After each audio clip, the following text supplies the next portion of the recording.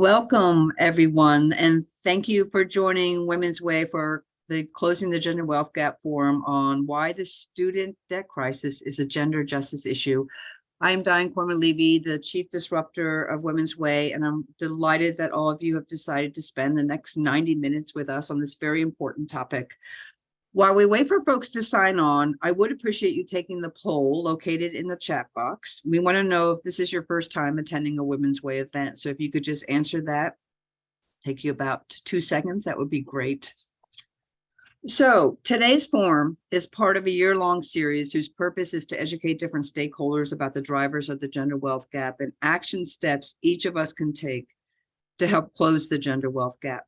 Since October 2020, we have conducted sessions that address strengthening the early childhood education sector, investing in women-owned businesses, gender and racial disparities in healthcare, increasing access to affordable housing, improving financial capability of women, promoting equity in grant making, saving for retirement, and narrative change. Today's session focuses on the student debt crisis and why it is a gender justice issue. And we've certainly been hearing a lot about the student debt crisis in this country. You will hear from 3 amazing speakers who will address the issue from a provider, advocacy, and lived experience perspectives. You will also have opportunities to ask questions to the speakers via the Q&A button located at the bottom of your screen. We will do our best to address as many of your questions as possible.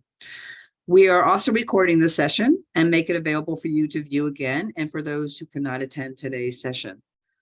Finally, to create a safe space for all of us to engage in honest and challenging discussions, we ask each of you to abide to the session norms listed in the chat box. So before we introduce you to the panelists and moderator, Kelly Shear, the director of the Gender Wealth Institute, and I are going to spend about 15 minutes providing an overview of the economic state of women and children, why Women's Way is investing so many of our resources into addressing the gender wealth gap, and a high-level view of our theory of change for closing the gender wealth gap. All right, let me get this going. So first I want to thank our sponsors, and I hope everyone can see these slides. Great. We do get sponsors to help cover the cost of doing these sessions so we can make it free for everyone. I'd like to thank Ballard Spar, FS Investments, Thomas Jefferson University, M&T Bank, and PICO for their support for this session. Real briefly, if you don't know who we are, Women's Way, we are the leading nonprofit organization in the region dedicated to the advancement of women, girls, gender, racial equity. We've been around for 45 years working on this issue. And we were the first umbrella funding federation in the United States specifically dedicated to women's issues. We've been talking and hearing a lot about the economic state of women, particularly post-pandemic, but pre-pandemic, it wasn't good in terms of how economically insecure women are. Pre-COVID, 80% of the workers in the United States were living paycheck to paycheck. Majority are women. 40% of adults were not able to cover an unexpected $400 expense. A majority are women. And Philadelphia had and still has the highest poverty rate at just above 25% among the 10 largest cities. And the region's largest demographic group living in poverty are women ages 25 to 34. And we're really talking about the gender wealth gap, which is larger and more significant than the pay equity gap. And it has significantly worsened. It's actually grown exponentially during the pandemic and post the pandemic. And related to this is the retirement gap. 80% of women are likely to be living in poverty by age 65. Very doom and gloom here, right? But this is why this issue is so important. So if we look at the gender wealth gap, if you look at, if you compare to a non-Hispanic white man, if you look at single white women, they own $56 on the dollar compared to single white men. If you drop down to Hispanic women, they only own 10 cents, and non-Hispanic Black women own only 5 cents. So if we look at the intersection of gender and race, the gender wealth gap and the racial wealth gap gets worse. So post-pandemic, we know that a lot of women dropped out of the workforce. Some are going back into the workforce, but over 2.5 million women lost their jobs or dropped out of it. And this was at a time when workforce participation rates were really almost getting really high for women, but it hit a 30-year low. And some of the driving factors for that is women account for 74% of employment in high contact occupations. So they just couldn't work, or they didn't want to work because they were risking their health. A huge issue is the lack of childcare infrastructure or family-forward workplace policies.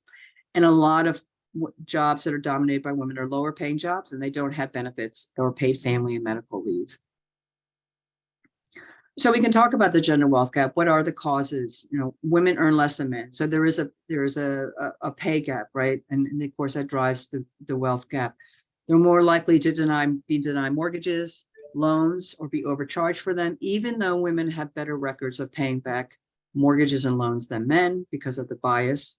They're more vulnerable to predatory lending, the effects of occupational segregation, which I was getting to in the previous slide. Fields dominated by women are often valued less and paid less, and they often don't have good benefits. Women still provide the majority of unpaid caregiving. And then today, we're going to talk about the student debt crisis. Just real briefly, women earn 57% of bachelor's degrees from American colleges and universities, more than men, right? Great. We're all like, yeah, applauding that. But women hold 2/3 of all US student loan debt. So while this is happening, college education costs rose over 100% since 1987, while median household income only increased 14%. So you see this disparity. Women graduates are also paid 74% of what male graduates make. And data shows that 57% of Black female college graduates report financial difficulties while repaying student loans. I mean, there's all kinds of data. This is just a high overview. And of course, the panelists will be talking more about this. And why is this, right? So we're all about how do we create an economy that's inclusive, right? And we believe the best way to do that is invest in women, particularly Black and brown women, because of the historical disinvestment into particularly Black and brown women, because of the intersections of racism and sexism. We know that women are the backbone of our economy, right? Research has shown that when gender, wage, and wealth equity happens, it positively affects the country's overall health, education, economic indicators. It's a good thing to do for our economy. Women are the greatest determinants of social and educational outcomes of our future workforce. Data shows that parental assets are the strongest predictors of children attending and graduating from college. So if we care about the education of children, we should care about the education and economic security of the primary caregiver, who happens to mainly be women.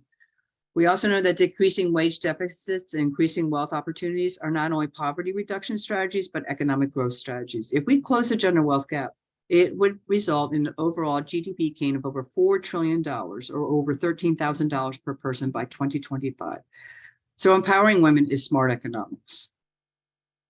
So we're very Women's Way, very committed to creating a new normal that requires a new bold vision, one that provides solutions to centuries of systemic exclusion, extraction, and exploitation, which has really undermined the economic potential in our region in the United States. So what we've been doing, we created something called the Gender Wealth Institute, and this was launched about a year and a half ago. And the vision is to really close the gender wealth gap in the greater Philadelphia region by advancing research and practical solutions that build wealth for women who are economically insecure. It's not enough to do anti-poverty. It's not enough to just address the pay gap. We have to build wealth for women who are economically insecure. And we've been working with over 100 partners to address this really important issue. Our approach is we are a convener, we innovate, and we mobilize. So we're a backbone organization that brings together, engages stakeholders to collectively learn and build insights and develop potential solutions. And we innovate together. We pilot, test, and coordinate efforts across organizations, across different stakeholders, and really build a capacity to address the systemic causes of the gender wealth gap. And we mobilize and organize actors to engage in systems transformation. Part of the way to do this is through these series, is to educate people about not just what the drivers are, the systemic drivers, but what you as an individual can do to address these important issues. So I'm going to pass it over to our amazing leader, Kelly Sheard of the Gender Wealth Institute. Thank you. Great, thank you, Diane. So I'm here to provide some framing and context for the connection between white supremacy and the gender wealth gap. So why are we talking about white supremacy? White supremacy is a tool used to create, maintain, and perpetuate all gender and racial inequities. It's the operating framework or the motherboard of how inequities work. Next slide. So this slide provides an explanation of what white supremacy is and what it's there to do. So think of it like a tool. White supremacy is a pseudo-scientific concept of race to create whiteness and a hierarchy of racialized value in order to protect and hoard power, disconnect and divide, and justify dehumanization. Next slide. So white supremacy functions in a variety of systems. The common thread is the privileging of a constructed definition of whiteness and the dehumanization of all other races. Whiteness becomes an asset. So take a minute to review how white supremacy shows up in these various systems.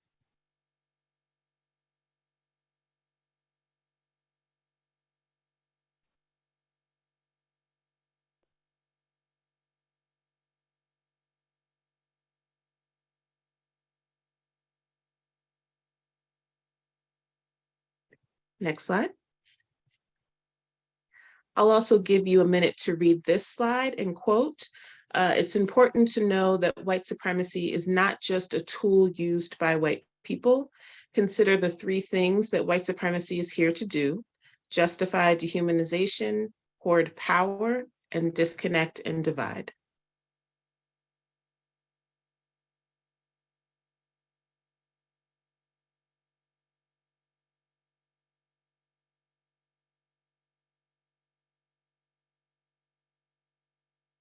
Next slide. As it relates to gender injustices, such as the gender wealth gap, we want to draw your attention to a concept known as racialized patriarchy. So if white supremacy is the motherboard, racialized patriarchy is the specific code that enables the stratified exploitation of genders other than male. Next slide. White supremacy is how we get to a place where people other than white have deliberate unequal access, marginalized experiences, and diminished expressions of power. Racialized patriarchy is how we understand the continual interplay of race and gender in the expression of power. Next slide. In racialized patriarchy, there's a process of racialization where people are separated and categorized by hierarchy for the purpose of privileging whiteness. A concurrent process involves the promotion of the gender binary. Patriarchy is the use of a male-female binary to monopolize social, political, and economic power to privilege men. It's a system where cultural ideas about value are attributed to and played out through sex roles. It falsely claims that biology drives a common gendered experience. Racialized patriarchy takes the myths of racialization and the myths of the gender binary and reinforces the goals of white supremacy. Next slide. The economic legacy of white supremacy and racialized patriarchy shows up as pay disparities, as lost time and generational wealth transfers, as higher levels of debt and little to no protection from abject poverty. This slide shows some of the ways we continue to uphold the economic interest of the powerful. Next slide. So what does confronting white supremacy and racialized patriarchy have to do with student loan debt? Next slide. So let's take a look at narratives. The narratives are the stories that we tell, the way we make sense of the world. Narratives turn information into knowledge and meaning. When thinking of inequities, narratives feed the structure. So a prominent narrative that has to do with the student loan debt crisis is the myth of good debt, that you should take out a student loan so that you can go to school and get a good job. While it's true that a college degree is associated with higher earnings and more stable employment, even in times of economic crisis, education is not an equalizer in reducing the wealth gap. Comparing the wealth gap for heads of households with the same educational attainment across racial groups, you still see Black families' median wealth be substantially lower than whites. White households with a bachelor's degree or higher have 3 times as much wealth as Black households with the same degree attainment. Next slide. Black women experience this economic justice issue most acutely. Nearly 2/3 of the $1.7 trillion of student loan debt is held by women.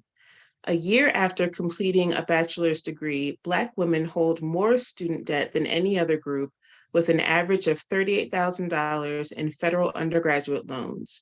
Black women also carry their debt for longer.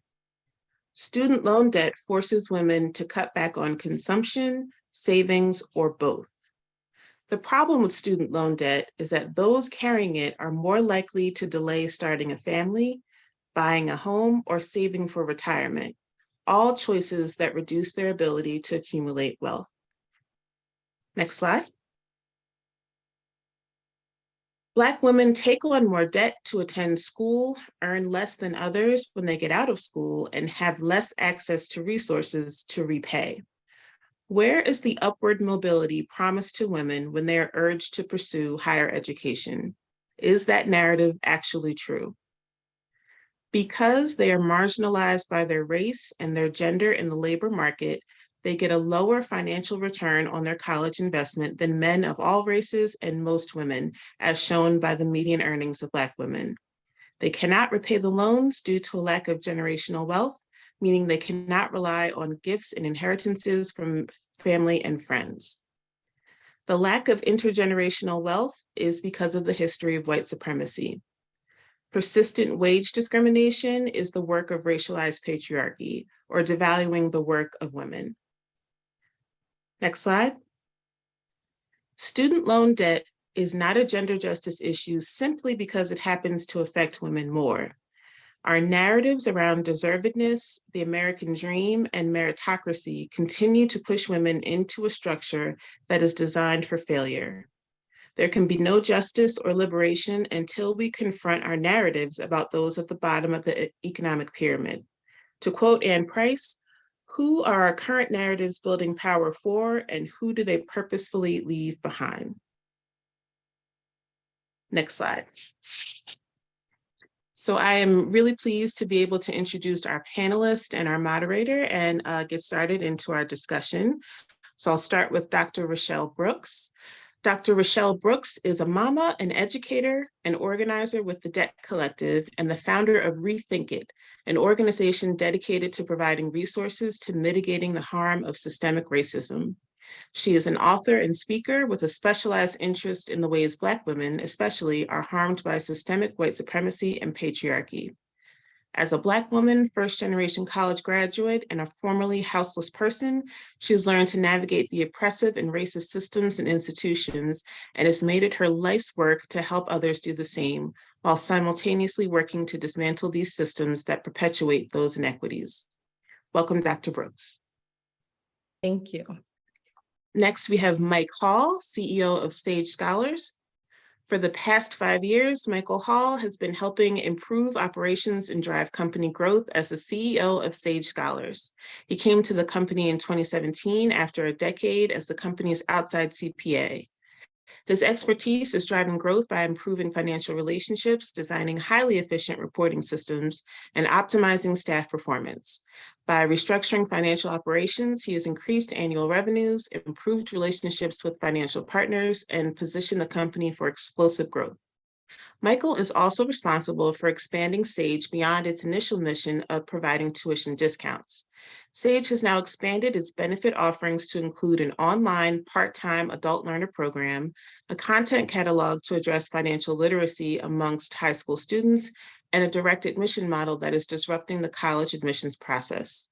Prior to this role, Michael has held positions in public accounting and was the director of his own public accounting firm for 17 years. Michael has a Master of Science in Taxation from Villanova University and a Bachelor of Business Administration in Accounting from Temple University. He's a certified public accountant in the state of Pennsylvania. Welcome, Michael. Thank you. Denise Kay. Coach Denise is a senior coach for the Student Loan Doctor LLC. She has been with the company for the past 5 years. Denise's corporate background includes 10+ years in higher education, ranging from community college to Ivy League universities.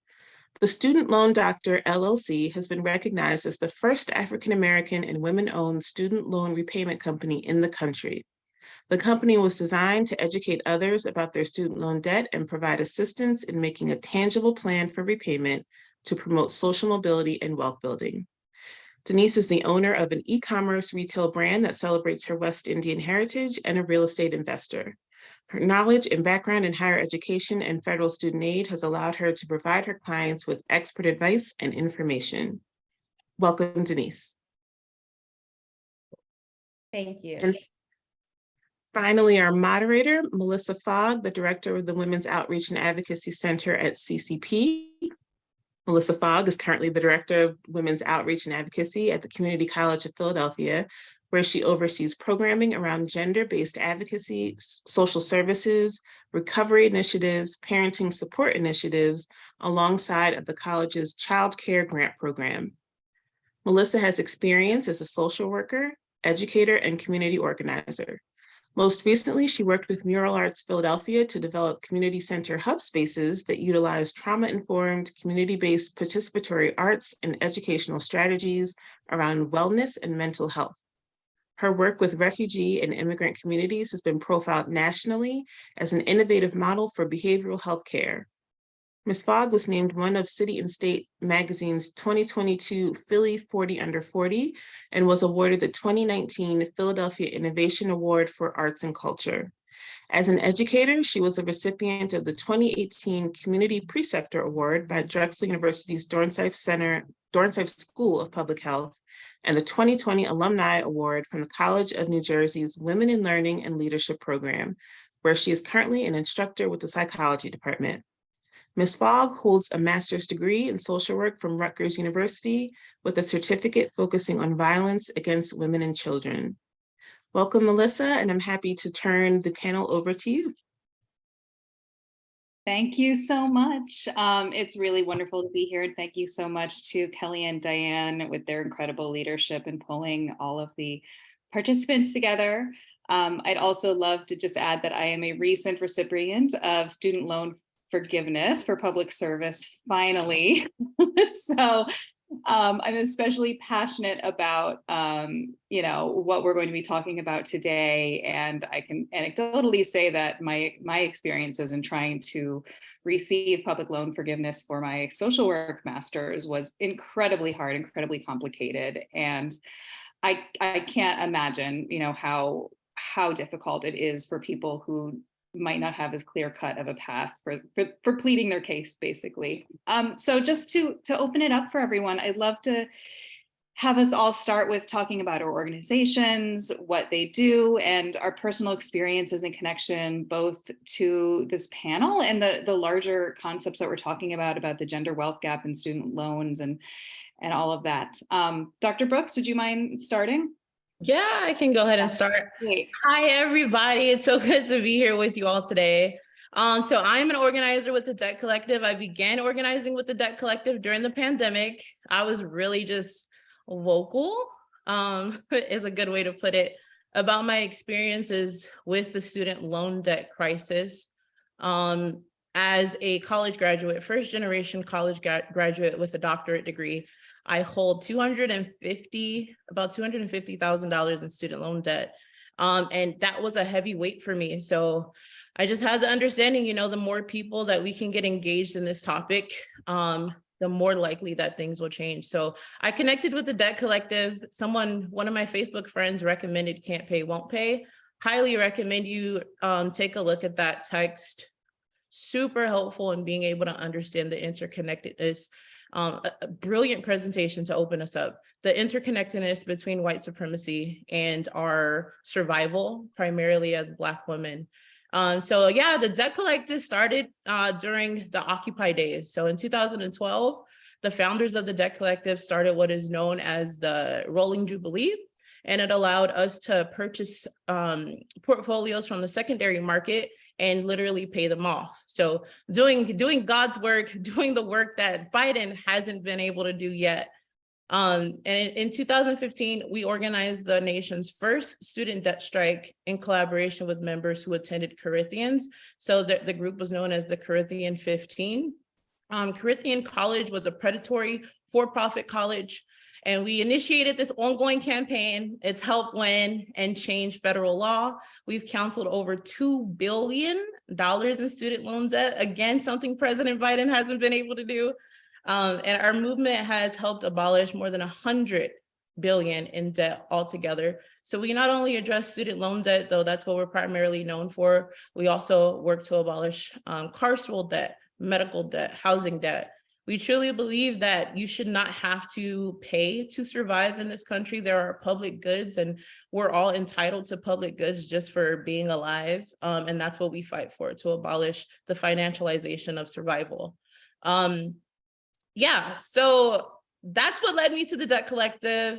And in terms of this broader sense of student loan debt and organizing around it, I'm impacted as a first generation college graduate, $250,000 to personally fight, to personally tell my story, to end all shame around this. This is not an individual failure. This is a systemic failure, right? I did everything that I was supposed to do. So I've dedicated the last couple of years and will continue to dedicate the next few years, however long it takes, to fight for full cancellation. And that's what the Debt Collective is doing. We are a union, and we'll get to that a little later, so you can join us. So within context of everything I say, just understand that we are a union, and we're hoping that folks can join. Super grateful to be here. Yeah, thank you. Thank you. Denise, would you like to go next? Sure. Hello, everyone. Congratulations, Melissa, on your public service loan forgiveness. I'm 8 months away, 8 payments away from mine being forgiven. So I'm really, really excited about that.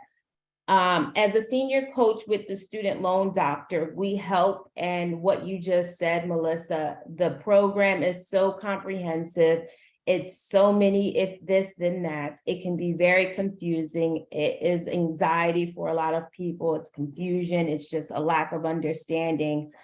So this past year with the public service loan forgiveness waiver, all of us at the student loan doctor, there's a group of about 10 of us, 10 ladies, and we coach and we assist people one-on-one. Sonia, the CEO, many of you know, she is a Philadelphia native. I am here in place of her today.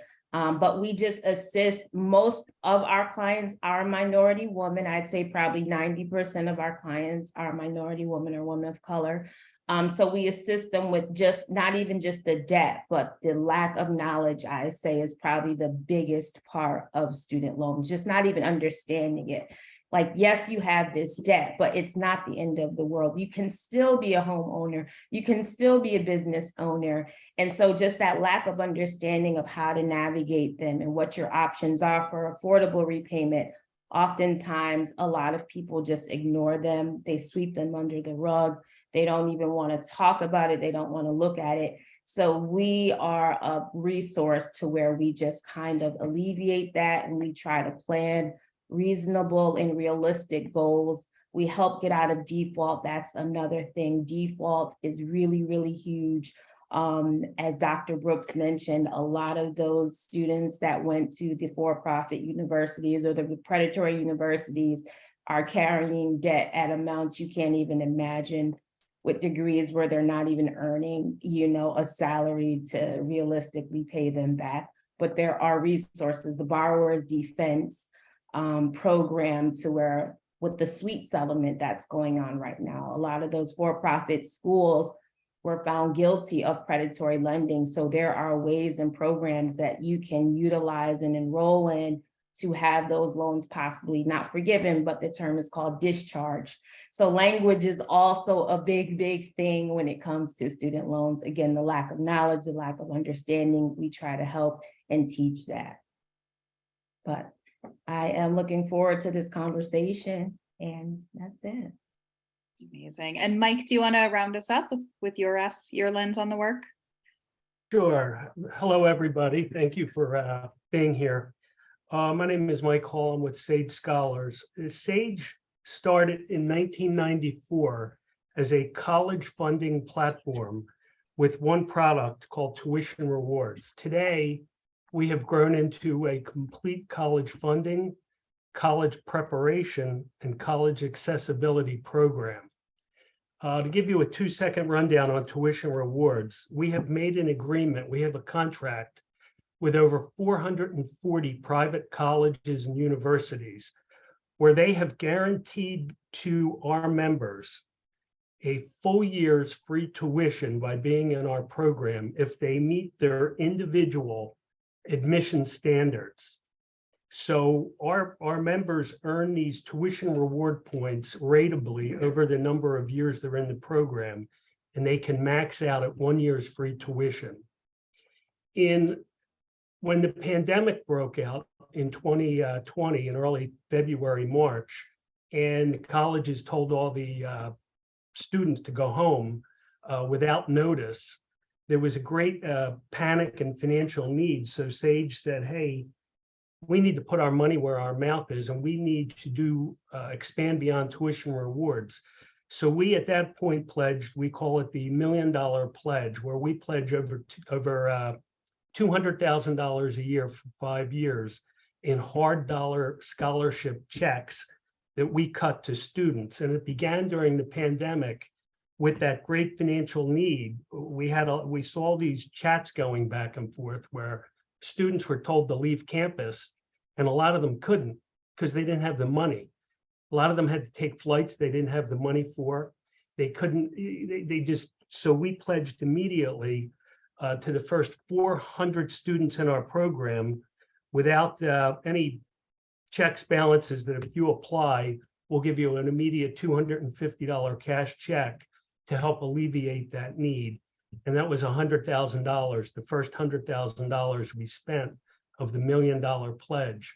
For the next 5 years, 2020, we completed the 200, 21, 22, we just completed.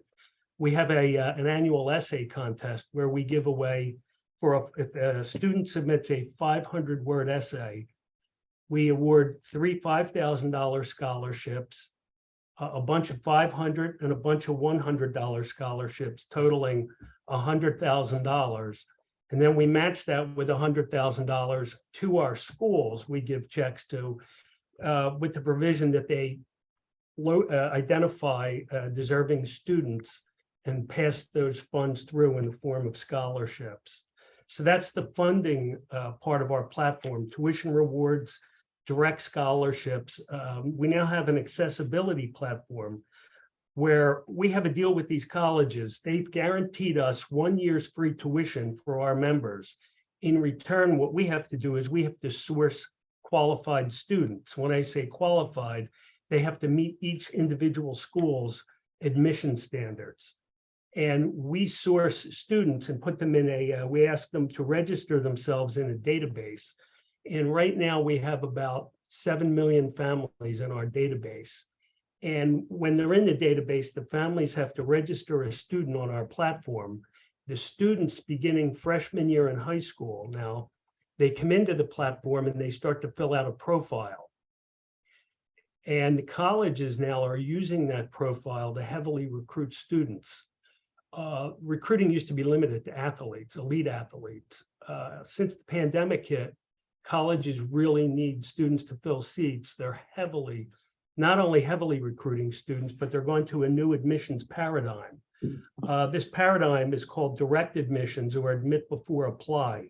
We were just written up, SAGE was part of an article written up this week in the Wall Street Journal on direct admissions. And recently we've had 3 articles written about SAGE in the higher education publication, Inside Higher Ed. What direct admissions is colleges are now, they've done away with the SAT. They're test optional, and they're going into platforms like ours. There's a couple others. There's the Common App is running this program, and a company called Niche is running this program, where students in high school are filling out their profile, uploading their transcripts. Colleges are going in, reading these profiles and saying, you're an admit, you're in. All you have to do now is apply. It used to be you apply and we'll let you know if you're in. Now it's please apply because you're guaranteed to be in just by looking at the profile. So these students now are being recruited just like athletes used to be recruited, but they're being recruited for their academics. And the huge advantage is you used to fill out something called you still do, the Common App, and you would send your application to, I don't know, 6, 7 colleges. So 6 or 7 colleges knew who you were and were evaluating you. Well, now we have 440 schools who know who you are and are evaluating you. And it's just opening the world of higher education to students who never ever heard of 90% of these schools, never thought they could afford them. They're getting offer letters before they even think of applying. So it's just opened a lot of eyeballs to higher education on this, what we call our accessibility platform. The program that we have for this direct admissions concept, we call it Fast Track. It's our Fast Track program. In addition to that, we also have a college preparation platform now. That platform consists of a separate website we run for college students called readysetcollege.org. Ready Set College is a college search, major search, career search, help center. In conjunction with Ready Set College, in the last 6 months, we've started something called the Newsroom. We went out and recruited professional writers, student writers, and professors to contribute articles on everything college, and they now populate the Newsroom. We're putting about 60 articles a month up on the Newsroom right now, so that the content is fresh and it's relevant. In addition to the Newsroom, we have a monthly magazine we print called Market Cap and Gown. And we've recently hired a college enrollment officer on staff here from a local college. And we call that person our college concierge. That person is available for free to anybody in our database, any high school student, for one-on-one consultations, answer questions, either chat, direct, they can come in here or they call a Zoom. We've just sent an email blast to the, I forget how many, 45,000 students in the database, and said, if you're having trouble with your college essay, to the first 100 students who submit their essay to us, the college concierge will work with them directly and work on their essay. So in a nutshell, that's what Sage Scholars is. We're a college funding, college preparation, and a college accessibility platform for high school students. Amazing. These are all such amazing resources that I wish I knew about earlier. Now, as we pivot to some more specific questions, I do want to normalize for everyone in the audience that this is all incredibly confusing. It's very complicated. Women are not trained in the same way to talk about finances, to feel empowered to question and learn about them in the same way. So there are no bad questions. Feel free to put anything in the chat. We have amazing experts at our fingertips right now. So take advantage of their brains, their experience, and the wisdom that they have to offer. So to open us up, I want to, we can just start with some broad things to set some context. What are the major drivers of the loan crisis right now in this country? And whoever wants to begin, feel free to jump in. I can start a little bit. So a lot of the work that we do with the Debt Collective, centers around the idea that most of the issues and experiences that we have are results of systemic failures, right? So when we trace back where things went wrong, education initially in this country was a public good when it was afforded to white men. And then white women, there was no cost for it. And where I live in California, it was free all the way up until the 1960s, when you see the radicalization and politicization of universities. Ronald Reagan then shifted the responsibility, the cost of college, from being a public good to putting the cost on families, right? So we want to make it clear that it's intentional. As soon as Black and Brown people began going to college in numbers, that's when the cost went up. And the idea that public goods should exist stopped existing. So the financialization, the privatization of our ability or our accessibility to public goods and survival is really where it began. And I would say for me, college, it wasn't a conversation when I completed or even throughout high school of cost. It was just, where are you going? What college are you going to? You go to college, and that was it. You know, there was no conversation about the cost of college and how you're going to pay that back. So again, the lack of education, just the force of, as far as my era, you go to college. That's what you do after high school, you go to college. So that just that push, like Dr. Brooks said, because it became more so of a business model than just a public good, for sure.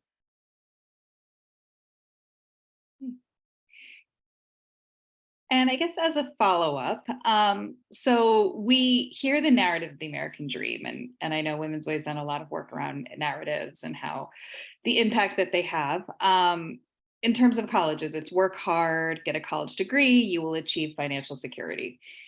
Is this true? And is education actually an equalizer with respect to closing the gender wage gap? I know, Dr. Brooks, you wanted to jump in first on this one. Yeah, I mean, obviously, you know, in the presentation that preceded the panel, it shows it's not true. That's not what's happening. We're told that achieving the American dream is going to require you to go to college, is going to require you to secure a career. Home ownership, one of the most important ways that families build intergenerational wealth, is primarily out of reach for millennials, for Black women, especially us living in Los Angeles, right? The cost of living is astronomical. A pandemic has driven up inflation to unattainable means of survival.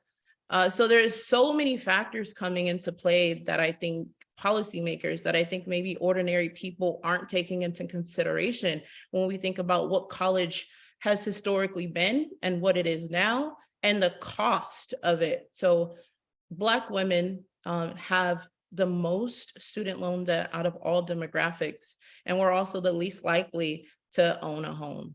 We're also the most likely to be the primary breadwinners in our families. So again, it's perpetual, right?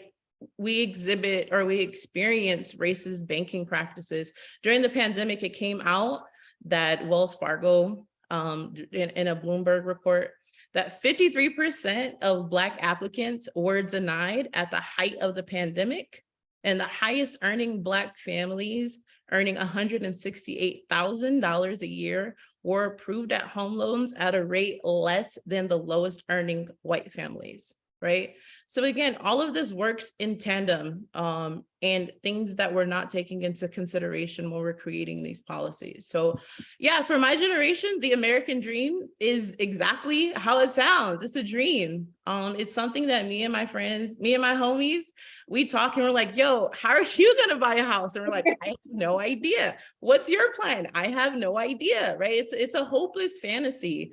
And it's something that you see intergenerational too, across generations, right? Gen X, boomers have a greater chance of building intergenerational wealth than millennials do. So when you think about just generations and how financialized existing is becoming, it's only getting worse. So yeah, the American dream is exactly that. It's a dream. It's something that we're working towards. And I do not feel like I'm any closer with a doctorate, being a principal of a high school. You know, I've worked really, really hard, pulled myself up by the bootstraps. And that social mobility, it's there, but there's also that glass ceiling. That glass ceiling is still there. And that's why we're fighting, because we want to make sure that the American dream is accessible to everybody. And that actually really tied in nicely to our next question, which was about the student loan crisis being a gender equity issue, and why does student loan debt disproportionately impact women of color? Denise and Mike, do you want to chime in at all with your thoughts on those two? Oh, Very very nicely Absolutely. connected questions. Yeah, for sure. I can talk just even with some lived experience, Yeah, having a please. background in higher education. I have my bachelor's degree, and I did right after undergrad go to get my master's degree. And so I started out just working in higher ed, like the admissions department, and working my way up. And I will say, while I had my graduate degree, just looking around my peers around me of other colors, not necessarily people of color, they had their bachelor's degree. So I always said to myself, would I have gotten this opportunity and would I be in these positions if I hadn't gotten the master's degree? While the graduate degree cost me, an additional $40,000, $50,000, but here my peers and colleagues are with just their undergraduate degree, but I had to take that extra 40, 50 grand to even be at the same line. And I know I did, that again, that's that lived experience. That's that just that racial differentiation in America. We do have to work a little bit harder. So I'm working a little bit harder. That's taking out more loans. That's proving ourselves. That's getting my graduate degree. But in any case, but still making the same salary as my peers and colleagues, and they just have a bachelor's degree, so $40,000, $50,000 less student loan debt than myself, if any at all, not knowing their background. So absolutely, just working a little bit harder, proving ourselves as people of color, as a woman of color. Also, too, not even just for me, but I was observant and I saw the presidents, the VPs in the university setting. And, while people of color were at those entry-level positions, when you move up the ladder a little bit, it diminishes. So again, just having to have a graduate degree or doctoral degree to be a director, to be, a supervisor, to be a manager, and not necessarily being what your peers and colleagues hold as far as their education. So I think we carry more debt. We had to take out more debt just because we had to naturally prove ourselves a little bit more. And so that created the differentiation in our student loans versus others. Mike and Dr. Brooks, do you have anything else to add to echo? Yeah, I think you see, I see in my family, I have a couple of sisters, and I know it works in, Black families especially. Women are always going to be the ones to either leave the workforce or to defer their education, leave college early before they get their degree to care for an elderly parent or a sick child. It's almost never the men. It's always the women. And once you leave college early and say, well, I'm going to care for my parents and get them in shape and then come back to college next year, many times that doesn't happen. And then you're saddled with debt that you've already taken and you don't have that job.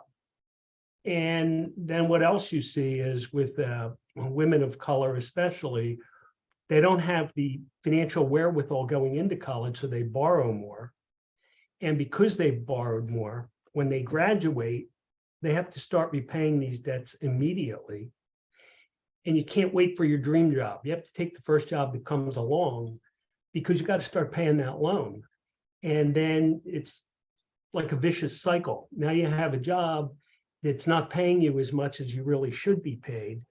And now you're not getting that promotion. So you feel like, I got to go to grad school, get that promotion and do this. You take on more debt, and it's just a cycle. And the interest rates on these loans don't help either. Yeah, That's a huge problem. go for it.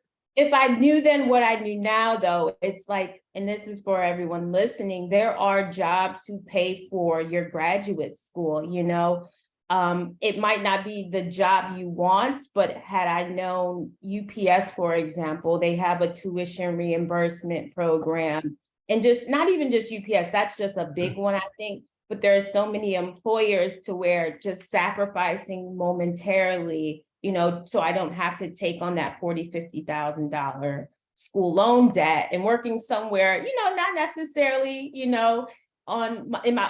that's my first choice, but I don't have any. Should you have to do that? Right. Great point. Great point. Yeah. Should we have to pay for education at all? Yeah, and returning back to the idea, you know, that women, especially women of color, especially Black women, never being able to gain footing in this country. It's always something. It's one roadblock, one barrier after another. Student loan debt is going to exacerbate what we already know exists. The racial wealth gap is there, the gender wealth gap is there, and the idea that we have to pay hundreds of thousands of dollars just to get equal footing to qualify for employment, and we're not even getting paid the wages that we should be. So what you see perpetually is white families being able to pass on wealth, right? They have intergenerational wealth, they have intergenerational resources to pass on, and you see Black families passing on debt, quite literally, right? We have to sell our homes. We have to sell grandparents' homes to survive, right? So on average, yeah, it's definitely not all white, but that's why we use data. Our lived experiences are also backed up by large amounts of data, and data, the aggregate shows, wealth compounds for each generation for white families, while indebtedness compounds with each generation for Black families. And that's just what the data shows. Denise, did you have something to add, or was that? No. Okay, good. Okay, great. So thank you for sharing all of that. Denise, I think everyone at this point has touched a bit on their personal experiences with student loans, but let's go deeper. What advice or guidance did you receive about how to pay for college? And did you know where to go for answers? I know I did not. Ooh, okay. So I guess for me, at first I didn't. Like, once I was done with school, and the best thing for me about working at the student loan doctor is I am literally our clients. Like, I'm a woman, I'm an African-American woman who went to college, and I have student loan debt, so I'm speaking to myself with our clients. But initially, no, I did not. And like so many others, I got that bill. That first bill, I don't think people realize that first bill, once your 6-month grace period ends, remember that? That first bill that's going to come in the mail once your 6-month grace period ends is going to be based upon a 10-year payoff of your student loans, okay? So for me, that bill was maybe like $1,200, just graduated from college, probably making, if I'm dating myself, 09, maybe $12 an hour, if that, with this graduate degree. Woo! So how am I expected to pay $12,000 a month and I'm making $12 an hour, right? So I did not. And I called my loan lender at that time, was Sally Mae. And I said, I can't pay this. And they said, okay, we'll put you on forbearance. And it was that easy. So in my head, I'm like, oh, that's all I have to do is just call when I can't pay my bill and put it on forbearance, not knowing, as Michael touched on, what was going on with that accruing compounding interest. So no, I did not. No one told me, no one helped me.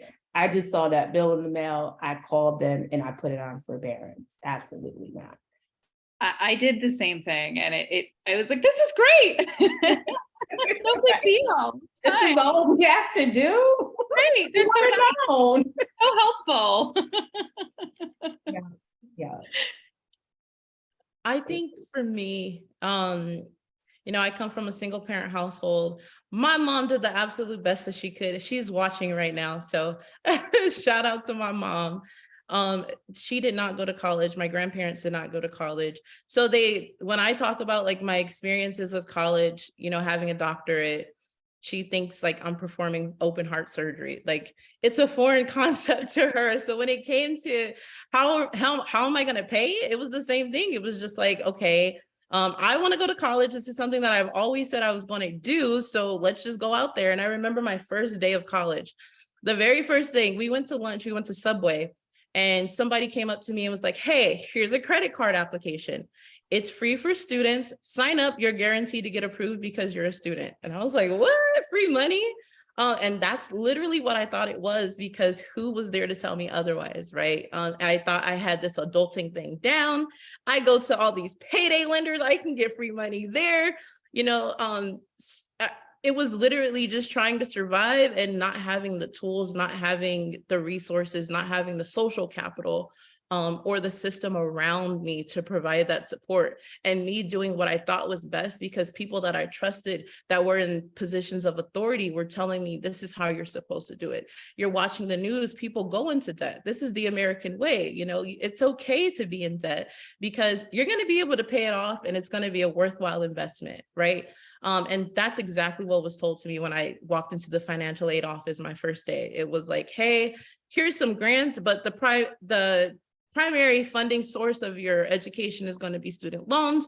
You're only going to have to work 10 years as a public servant. And then after that, this is going to be forgiven. So don't worry about anything. That was not the case. And obviously it's not, because I'm still here. I've been in education for 10 years now, and I'm not like Melissa here yet. Hopefully someday. You'll get there. Hopefully, yeah. We'll talk about public service loan forgiveness too. But yeah, that's the problem, right? There's a lot of misinformation given by people whose job is their job is to get you to sign. So it's predatory in and of itself. And people with the resources, they have the people around them that are telling them, hey, no, you don't do that because it's predatory. Also, here's $50,000 for your education that I've been saving your entire life, right? So all of those things. No, I did not have anybody to help me. And if I did know what I know now, I have kids. My daughter wants to be an anesthesiologist, so expensive.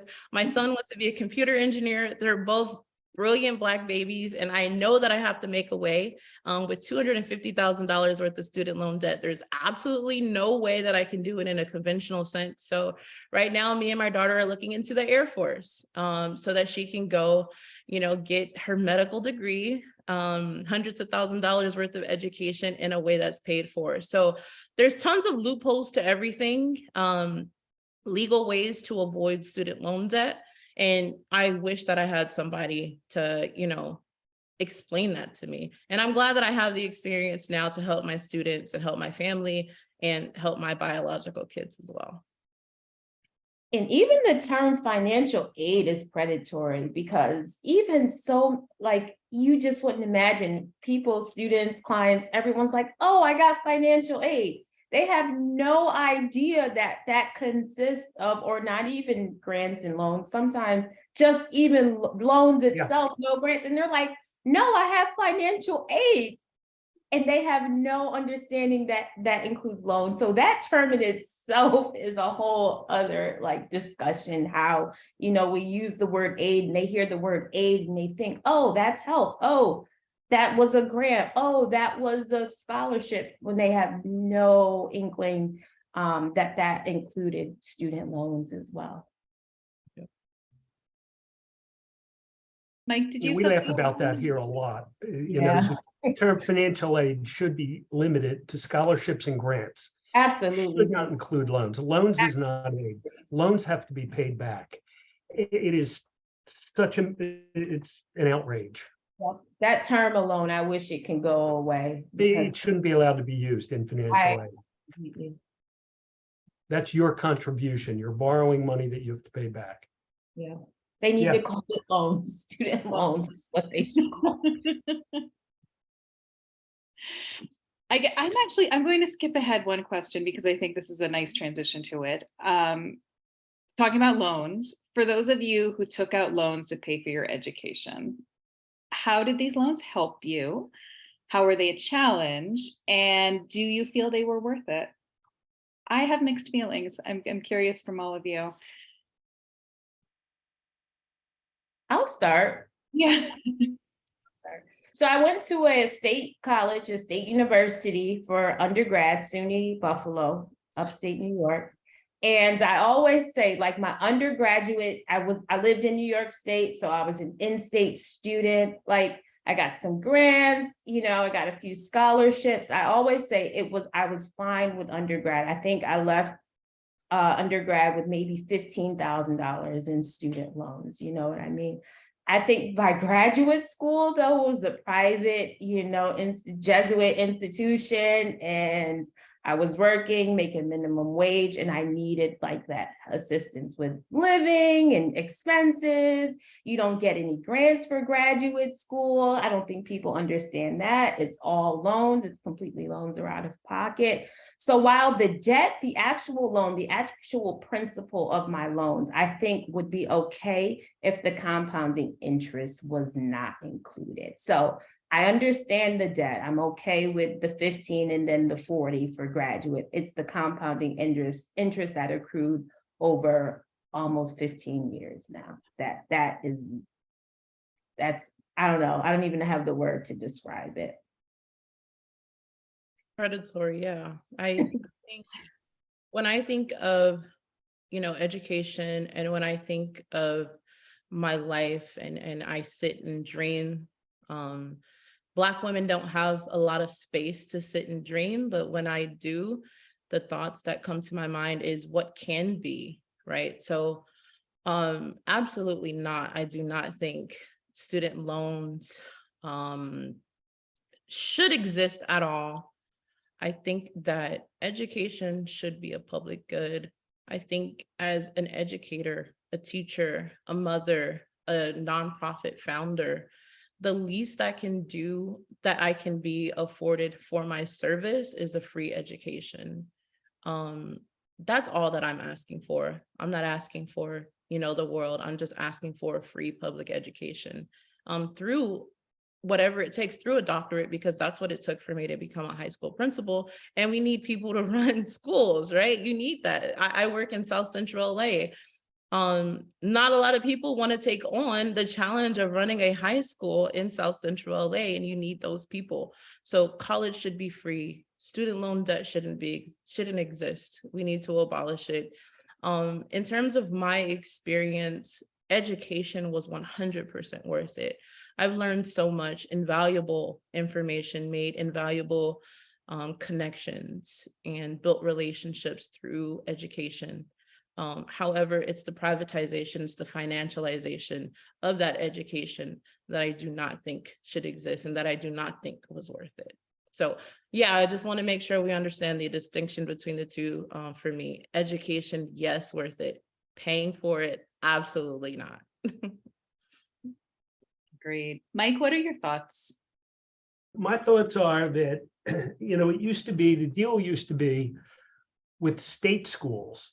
Right. The state, they were called state schools because the state used to kick in 50% of their budget, and tuition made up the other 50%. And then the government got involved in the loan business. And once the government got involved in the loan business, and it was not credit rated based. Anybody could get a loan. You couldn't be denied, no matter what your credit rating was or is today. With a federal student loan, anybody gets them. When that happened, schools realized they could raise their tuition through the roof. And the state realized we don't have to meet our obligations anymore because there's another source of funding. States used to kick in 50% of state school budgets. Today, I think it's under 20%. They just stopped funding schools. It may even be lower. So they put the whole burden on the student through these free student loans. And it's just disgraceful. Now, as far as free college, I don't think everybody should have free college. I think the way I think they should handle it, they've been talking about for 20 years increasing the Pell Grant. The Pell Grant's a grant, you don't have to pay it back. And today, I think it's $6,895 a year is like your maximum Pell Grant. I think the Pell Grant for people at the bottom, the people with the least amount of income and the least amount of wealth, it should cover up to maybe 80% of their tuition. And they should still have the FAFSA. It should be means tested. And if you're under, 250,000 in family income, $500,000 in assets, let the Pell Grant take care of 80%. People with money, families with wealth, why shouldn't they have to pay for education? Why shouldn't they have to pay for college? And I hate to use people's names as an example, but I mean, just Trump, should his kids go to Penn for free? No, they shouldn't. he should pay. People with that amount of wealth should pay.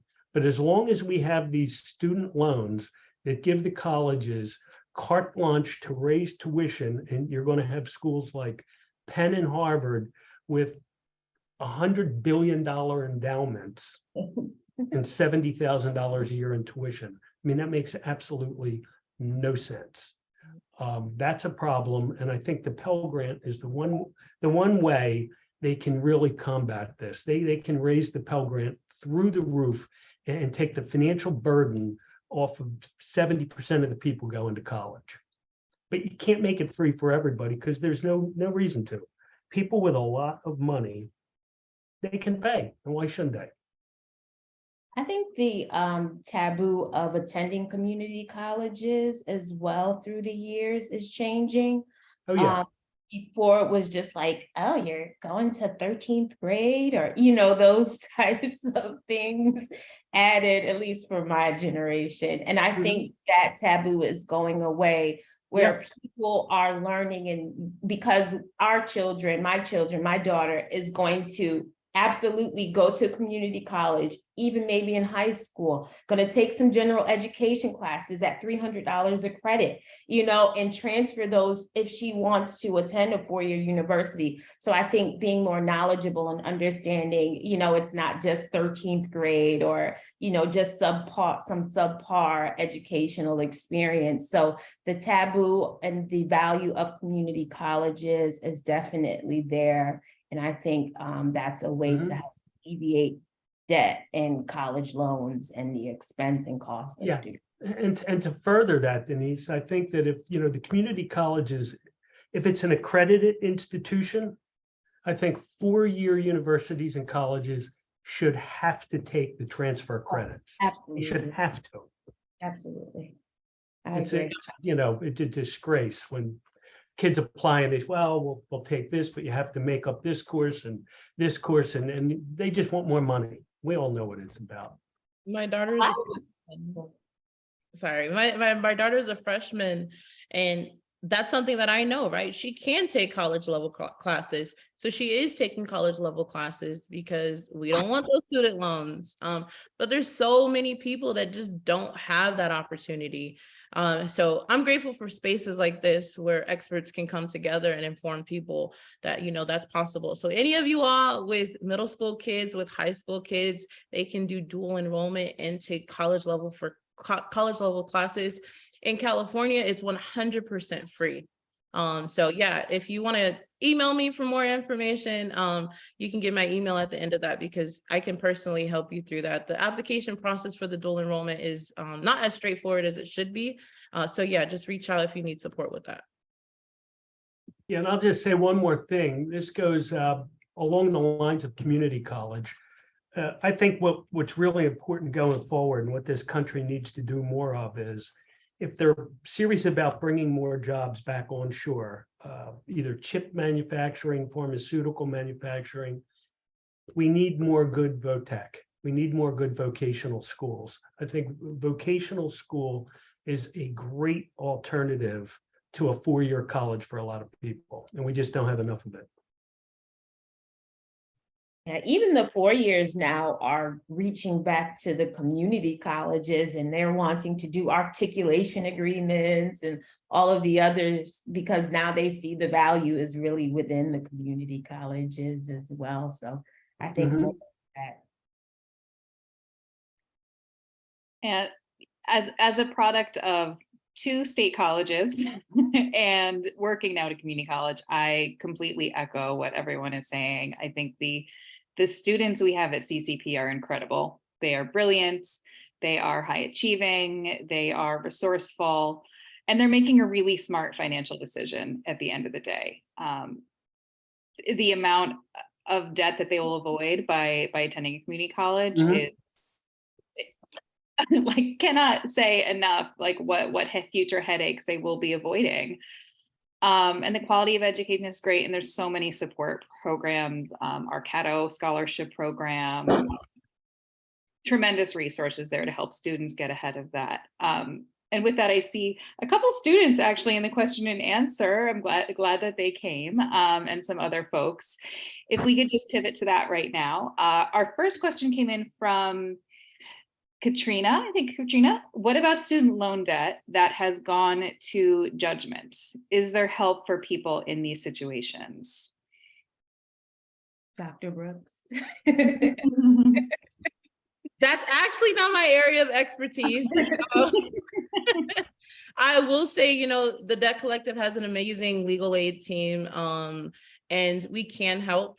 So if you have specific questions about your debt situation, what I would suggest and recommend is that you just sign up for a one-on-one session. We help with individual people's personal situations.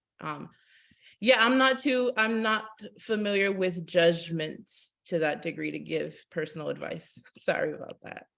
Is it a private loan or a federal loan? Even that conversation is a whole other can of worms.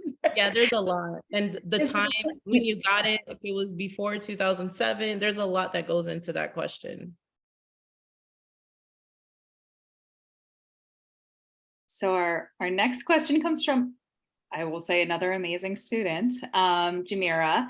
How can I start implementing this information into my life? I'm a single mother of 2 and on my way to an associate's degree, but I would like to aim for a doctorate. This information makes so much sense, but at the same time, it is a bit discouraging, being as though I feel like it's too big of an issue to tackle right this second. So basically, where do I start? Is there a follow-up? I can give a suggestion. Join the Debt Collective. Debtcollective.org. We're a union. We provide, like I said, one-on-one support to how to navigate the system. I have met with one of our lawyers personally, and he's given me advice on what to do, helped me with, like, we promote like debt clinics where we help people with resources to adjust their credit overall. Our goal is to get everybody's payment to 0. And there's lots of creative, innovative ways for you to not have to pay a penny. I'm a student striker. My shirt says it, you can't see it. But what that means is that I have not paid a single payment in student loan debt. And the idea of that is to use our collective power to completely dismantle the system. We believe that as a union, you know, there's power in numbers. And if we don't justify or legitimize the system, then we have a better opportunity of completely dismantling the idea that education should cost money. So I would say, to wrap it up, join the Debt Collective, get a part of a union, find spaces like the Debt Doctor that can support with whatever you need support with for continuing your education. I think it's super important as a single mom to continue to pursue education as long as possible. And as a single mom, I don't think that should cost you. So just find the right places to connect to, because there are opportunities and ways around paying. And next we have Abby. Great showing from CCP students here. What do you think about women who pursue a degree and graduate, but then don't use them because they decided to be a stay-at-home mom? I've seen a lot of girls my age joke about it on TikTok, but it seems like something a lot of women would consider doing.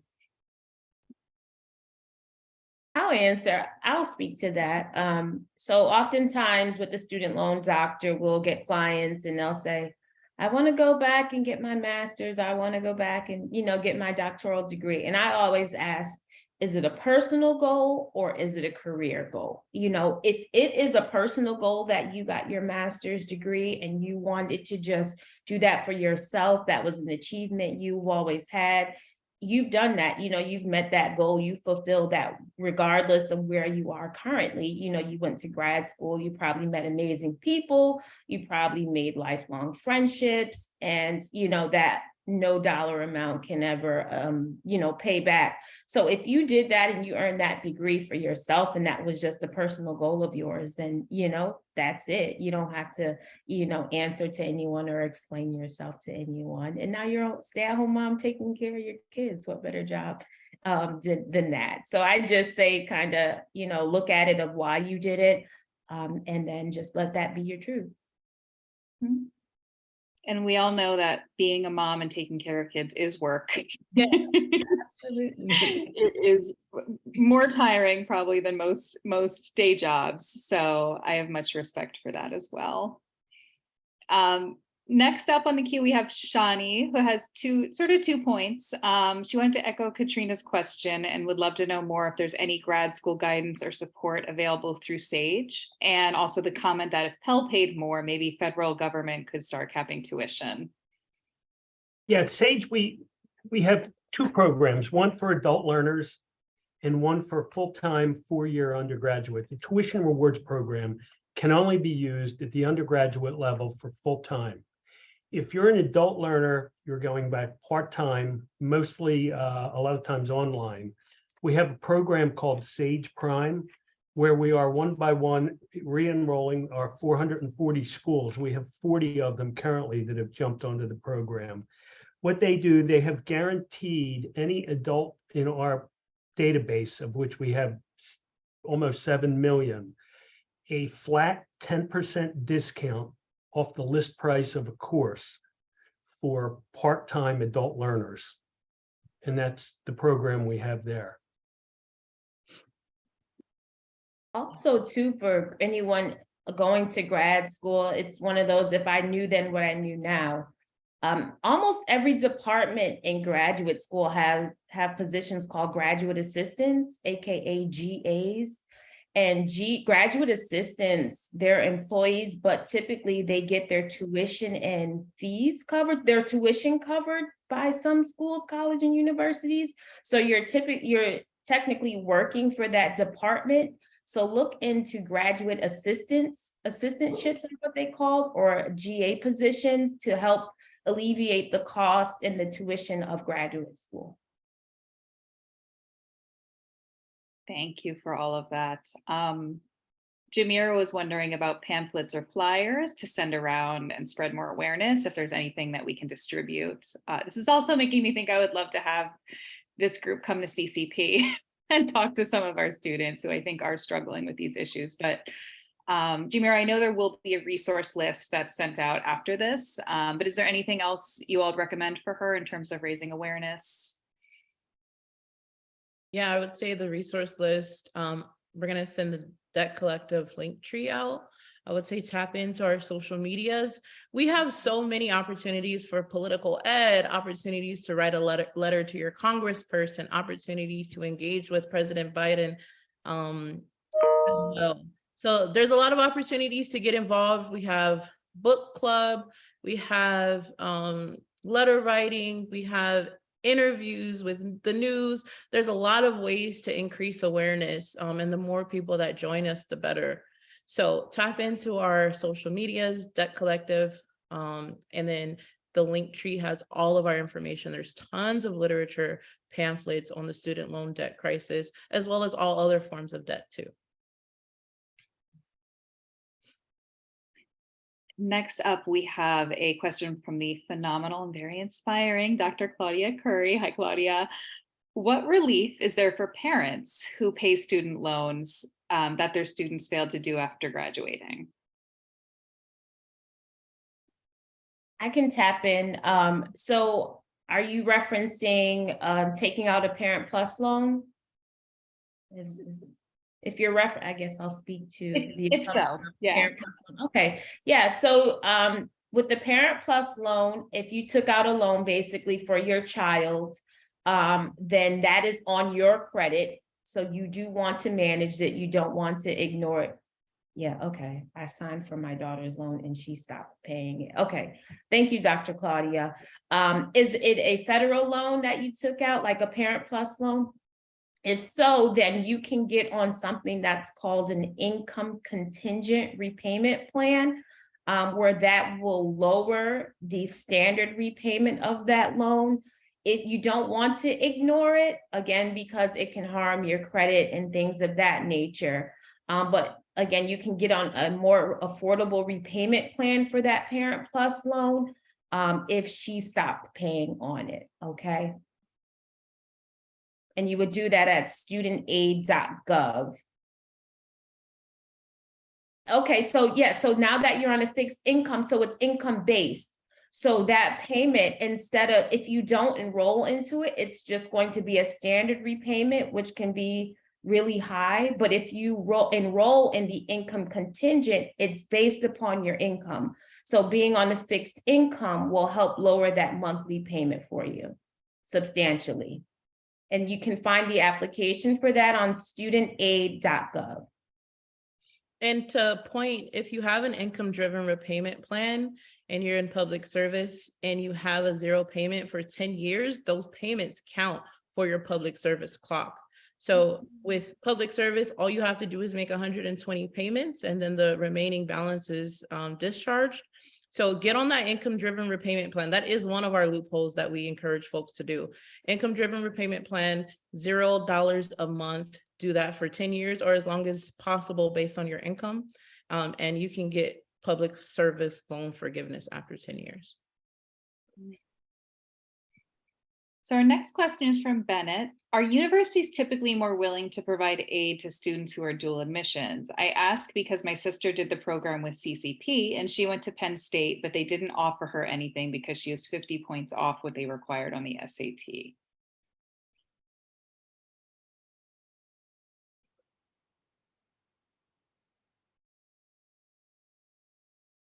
I am not sure offhand. Yeah. Neither am I. Yeah, we can look into that and hopefully find some better answers. It's tough. Yeah, 50 points. I know. Ruthless. Donica, if you could change one thing about your educational or financial journey, what would it be and why? Oh, I wish I had money. I wish I came from a family that has the resources to send me to college. I wish that I could purchase a home. You know, me and my kids have had a long history of moving around just because affordability is difficult in LA as a single mom. I don't want to tell you how much I'm paying in rent. So yeah, I wish that's one thing that I would change, just the resources. And that's why we're here today, right? Because we know that systemic change needs to be made so that intergenerational wealth is a thing. We want Black women, we want single mothers, we want women in general to be able to have the means to survive, to go to college, to be stay-at-home mothers, whatever their lived experience and joy and dreams are, that's what we're fighting to have. So that's why, that's my why, just because I believe that I dream of freedom in whatever sense that means, for myself, for other mamas, for other Black women, for other women in general. Give us resources, give us money, let us go to school. We need tangible and material wealth, all of those things. That's it. That's what I want. If I could change one thing, I say this all the time, I speak to it all the time. I would have waited for grad school. I would not have gone to grad school. While I'm an advocate for all things higher ed, don't get me wrong, I just simply would have waited. I would have, after my bachelor's degree, I think I would have got my feet wet a little bit in the work field, potentially found a job that had tuition reimbursement, but I only say that because I know what it is now, right? If we knew then what we know now. So I would have got to work right after undergrad, looked for an employment with tuition reimbursement, and then went to grad school. That I speak to that to everyone I know who's in college. I would have waited on grad school and found someone to help me pay for it. But still went. I still would have went. Yeah. I give the same advice. Mike, any advice from you? Yeah, I agree. Grad school, certainly. I mean, I went to grad school and I did it part-time at night, one course at a time. There was no hurry. And if you have to go undergrad part-time, do it. Community college is a tremendous, great alternative. You have a beautiful campus up there. I see it every day. You don't have to go to the big school. You don't have to go to the name school full-time. You don't have to move away from home and pay out of state tuition and room and board. You can commute.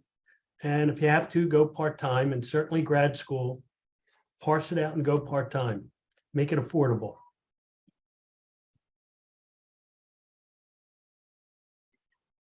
Christian would like to know, just an update about what's going on with the class action lawsuit. Is this in reference to the overturning of the student loan debt relief? I would assume so. I'll let you know if he says otherwise. Yeah, so that's what's happening right now. Student loan debt relief is being threatened by a judge in Texas that said it is unjust for student loan debt to be canceled. There are several arguments floating around that if we cancel student loan debt, it's going to give equity, and that equity is anti-white, therefore racist. There's tons of arguments that are completely unreal, in my opinion, and they actually have been legitimized by the courts. So student loan debt relief has been paused. If you go to the application, it does not exist anymore. That is the update. President Biden sent out a message, I believe about 3 days ago, just saying that he's going to continue to fight.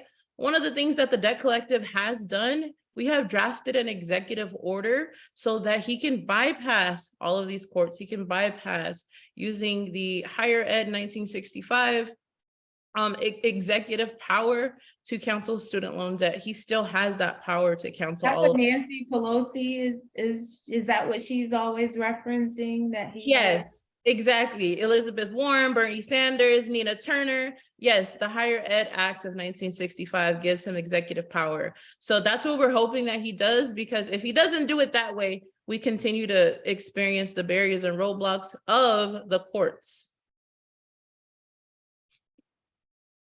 And I think to wrap things up, Shani, I would like someone to answer that for you directly. But I think that there's a really great final question from Juliana that ties into our kind of final action steps, since we are at the time, kind of at the witching hour.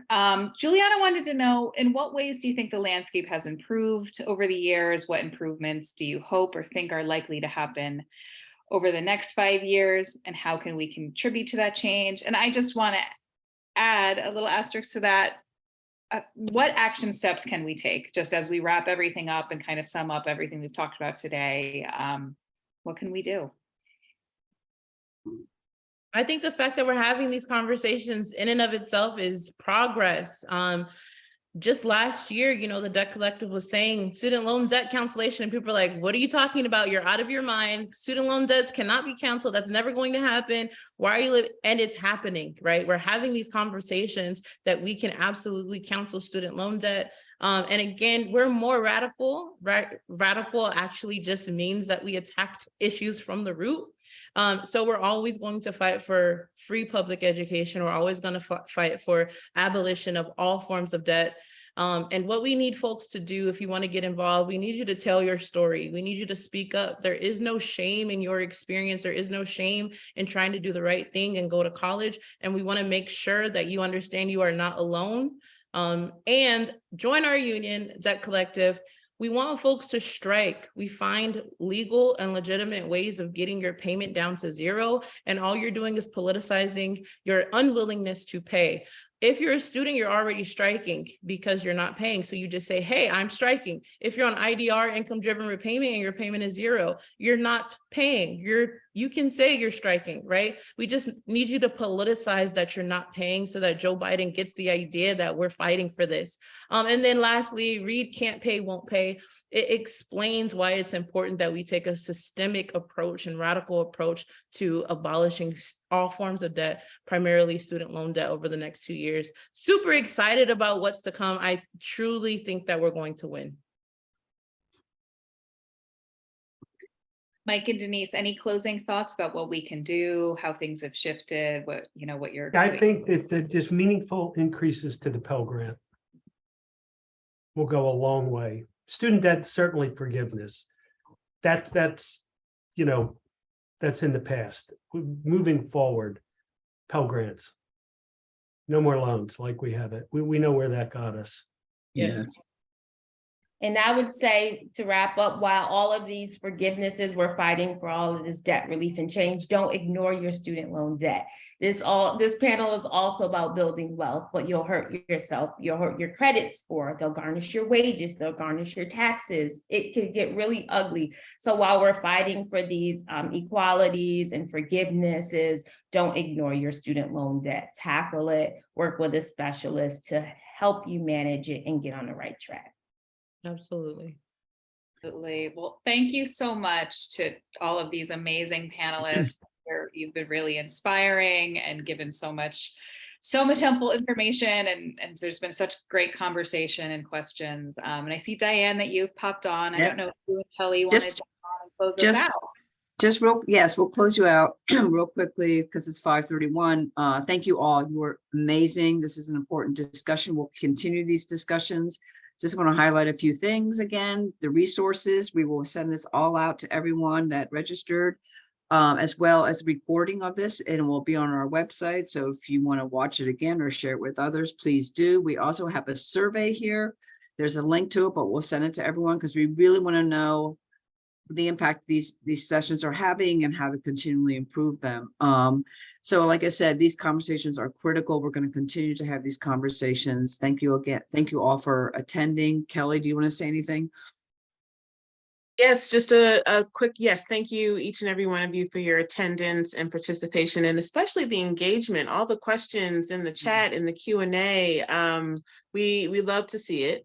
A reminder that the series, the Closing the Gender Wealth Gap series, is ongoing. So we'll continue to explore closing the gender wealth gap in a different topic each month. So we have dates and topics already. They're in the PowerPoint, but we'll send that out again. So we'd love to have folks join us again.